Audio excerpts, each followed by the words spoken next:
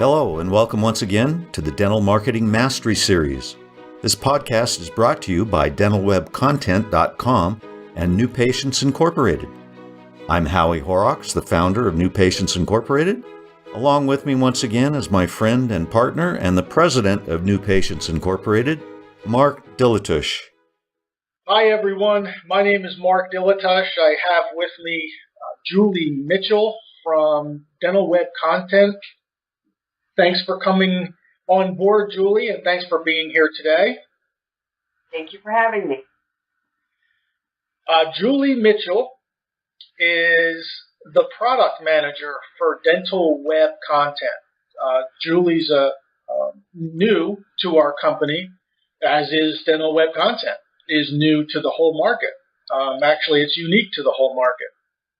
And we selected Julie to be the product manager, not completely, but largely because of her vast experience as an office manager in dental practices on the East Coast. Not necessarily the East Coast, that didn't matter, but her years of experience managing all the aspects of a dental practice. Now, Julie, I know I interviewed you 2 or 3 times before we asked you to be the product manager for the company. And so when I explained to you what Dental Web Content was, from an office manager's perspective, what were some of the initial things that went through your mind? My initial reaction was excitement. Somebody was actually working on creating something that we could have been using to make my life a lot easier as an office manager. Okay, so easier. Yes. Okay, so as an office manager, when you needed advertising content in the past without Dental Web Content, what did you have to do? I had to do a lot of research. I had books that I pulled from. I looked at other websites. There's a lot of research. It was time-intensive research to find content for whether it was for Facebook or researching my web page. It was very time-intensive. Okay, all right. So you went all over the place, probably multiple places, to learn and to find content that you probably liked, right? That's an important distinction, right? Yes, and I liked a lot of the content that I found. I would have to type it into my computer myself. I would have to rewrite a lot of the content to make it fit to my practice. Right. Okay. So as you run around looking for things and find them, and then you start judging them for whether or not you like them, and then you start going through the wordsmithing process of changing them so that they sound or that they read the way you like them.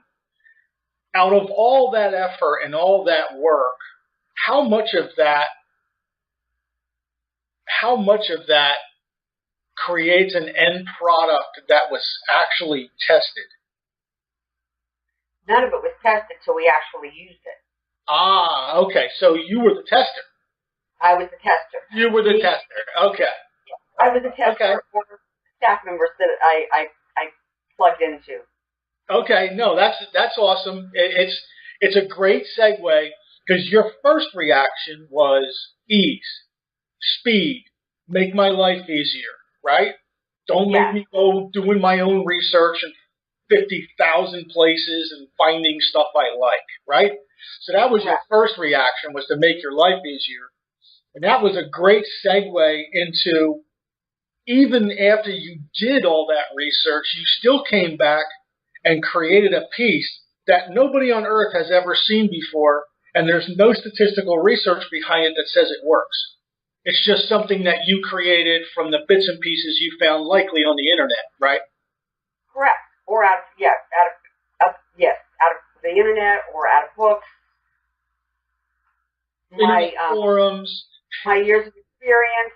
Right. For courses that I've taken, just from a lot of different places, pulling it all together. But was it tested? Absolutely not. Just until we used it to see if it worked for us. Awesome. Okay.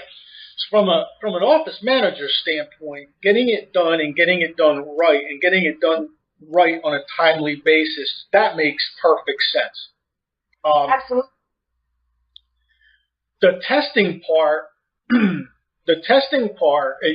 advertising with something that's totally untested actually increases the risk to the doctor's marketing budget.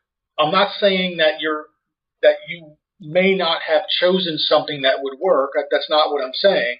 I'm just saying that if you only have a place to go to choose from tested material, your chances of being successful with that material go up exponentially. Would you agree? Absolutely. Yeah. When I'm using material that's already been tested, it's already been proven to work, then it saves the doctor time and money. It saves me time, saves the doctor money, because we're not using something that we don't know whether it's going to work or not. We're using something that's absolutely already proven, that's worked in the past for other practices. Right. So that makes sense.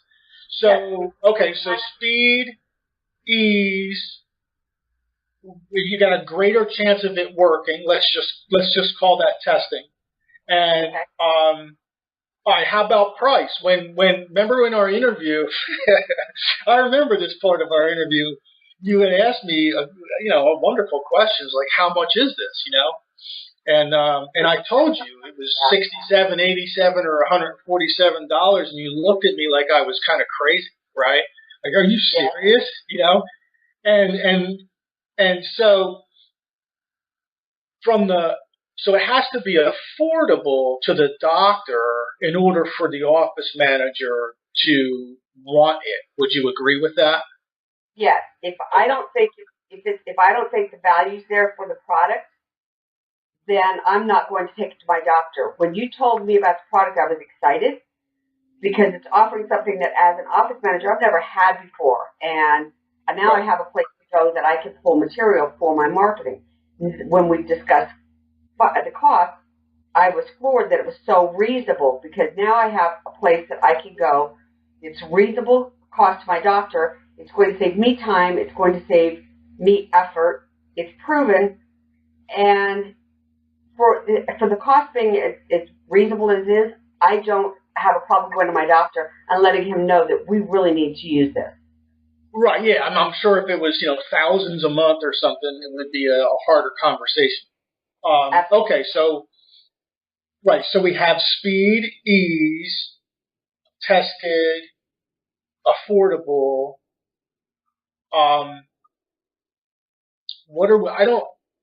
The only other thing I think that we're leaving out is complete. I think people, once they log on to Dental Web content, I think they're going to go in and look and say, oh my, I can't believe there is so much to use in this media center.